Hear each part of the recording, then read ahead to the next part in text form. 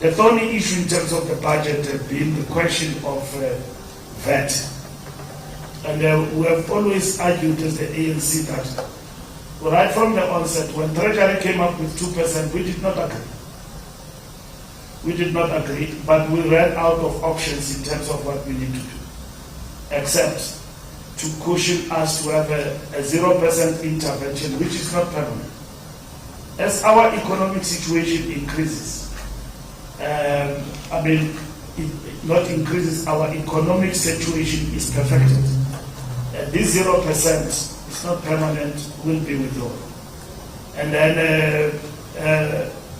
then also, there's a whole lot of other things on the basket that have been addressed going forward.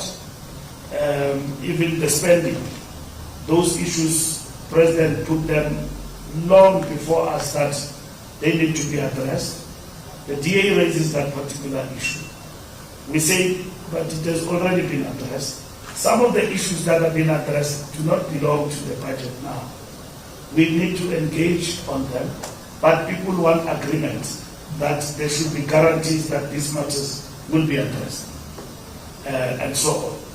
They raise issues of devolution and all of that.